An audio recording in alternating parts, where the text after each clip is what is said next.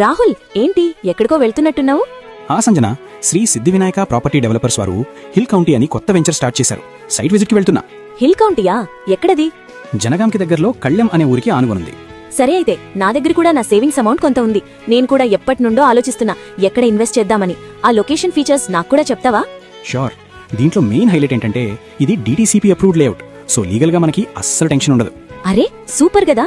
Legal tension లేకపోతే biggest relief అదే. అంతేకాదు, రోడ్స్ కూడా చాలా స్పేషియస్ గా ప్లాన్ చేశారు. 40 and 33 ఫీట్ CC రోడ్స్ కూడా ఉన్నాయి. వావ్, 40 ఫీట్ రోడ్సా? చాలా పెద్ద రోడ్సే అయితే. ఇన్ఫ్రా చాలా స్ట్రాంగ్ గా ప్లాన్ చేసినట్టున్నారు. అవును, ఇంకా అండర్ గ్రౌండ్ డ్రైనేజ్ సిస్టమ్ ఉంది. సో ఓపెన్ డ్రైన్స్ బాధ ఉండదు. ఎలక్ట్రిసిటీ కూడా స్ట్రీట్ లైట్స్ తో ఫుల్ సెటప్ ఇస్తున్నారు. అబ్బా, ఓపెన్ డ్రైన్స్ లేకుండా అండర్ గ్రౌండ్ అంటే చాలా నీట్ గా ఉంటుంది కాలనీ. వాటర్ సప్లై కూడా ప్రతి ప్లాట్ కి సెపరేట్ కనెక్షన్ ఇస్తున్నారు. ప్లస్ ఫ్యూచర్ కోసం రెయిన్ వాటర్ హార్వెస్టింగ్ పిట్స్ కూడా ఉన్నాయి. నిజమా? ప్రతి ప్లాట్ కి వాటర్ కనెక్షన్ అంటే గ్రేట్. అసలు వాటర్ ప్రాబ్లమే ఉండదైతే. ఎన్విరాన్మెంట్ కూడా చాలా బాగుంటుంది. ప్రాజెక్ట్ మొత్తం ఎవెన్యూ ప్లాంటేషన్, పిల్లల కోసం పార్క్స్ అండ్ గ్రీన్ ఏరియాస్ కూడా ఉన్నాయి.